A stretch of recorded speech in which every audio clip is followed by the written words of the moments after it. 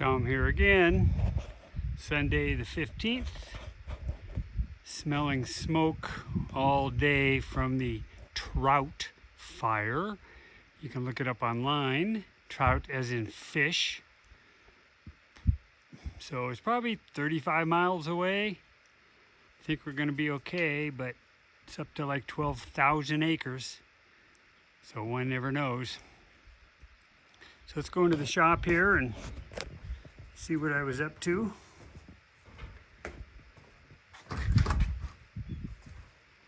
Okay, so today I got the rear end housing in.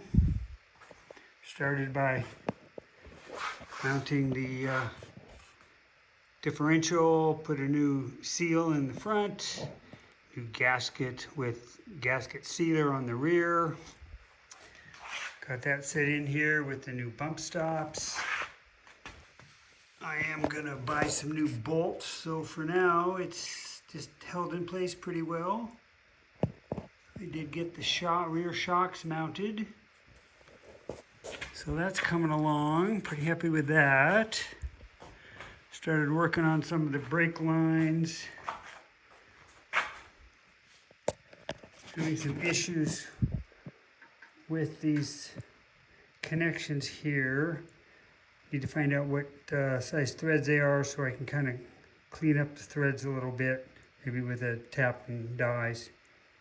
Because they're just not going in, don't want to strip them. But anyway, there's that. Started kind of looking at the fuel lines. They're right here. I go along the side of the frame. Over to here. Okay, as far as I got with that. Front here, I did mount the new stainless steel lines. Got that all done. All cleaned up, bolted together. Again, I ordered new rotors. $500. Actually $450 plus, another $40-50 in shipping. I think it came out to like $490. But, gone this far, so I think it's the best thing to do. I have some new bolts ordered for the lower shock mounting plates. Seem to have lost those. Oh well.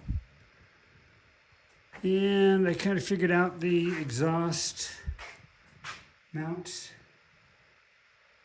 So they're just temporarily in place. I really can't finish it until the motor goes in. So you start with this end, which mounts to the exhaust manifold. Then it'll come along and I'll get tapped tight together. You've got one joint here, another joint here, and then the third joint at this hanger. So for now, things are just kind of loose. It's okay. Got the shocks in here on the rear. Again, got the leaf springs in yesterday. That's coming along. So now I'm starting on the rear axles. And still a little confused. Pretty much got it figured out, but I just need to verify what direction the bearings go. So the way this works is, let's take this stuff off here. Okay. This is called the grease catcher. It's just a little plastic rubberized part with a seal. Then you get the dust shield, which goes over. Okay. Got to check the orientation so that, you get the top and the bottom correct. This is the bearing spacer, and it has a radius machined on it. Okay, so that goes into the bearing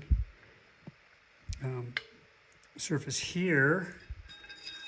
So that drops down, okay?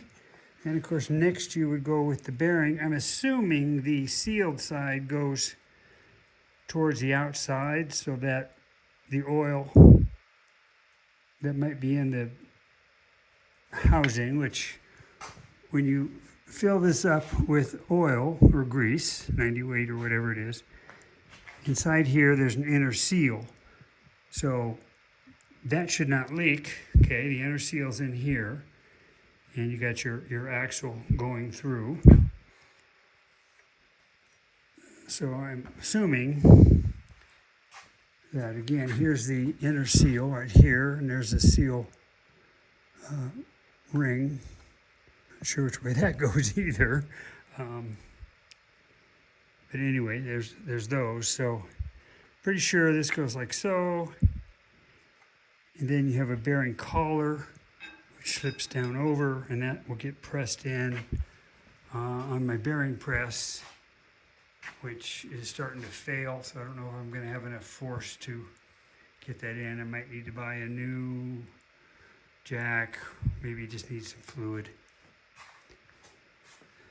So anyway, that's kind of where I'm at on those. I've got word out to my parts guy as to the direction. You know, could go this way.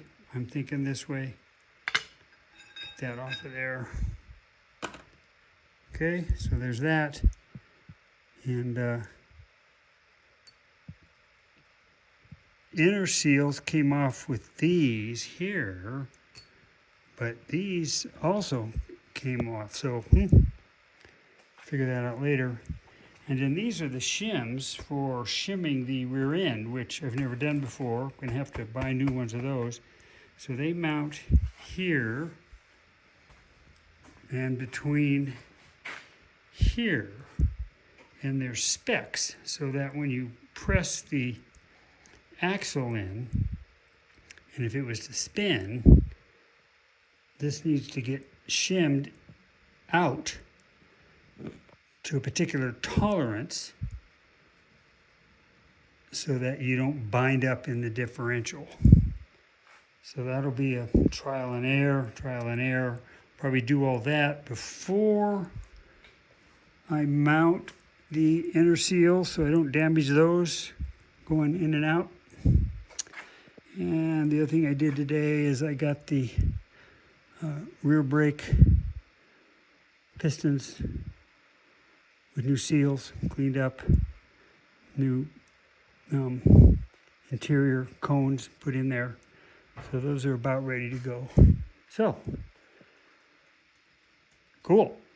Once I get these done, once I get those in and shimmed, and once I get the rotors and the front all assembled, you know, with these, I can put the tires on.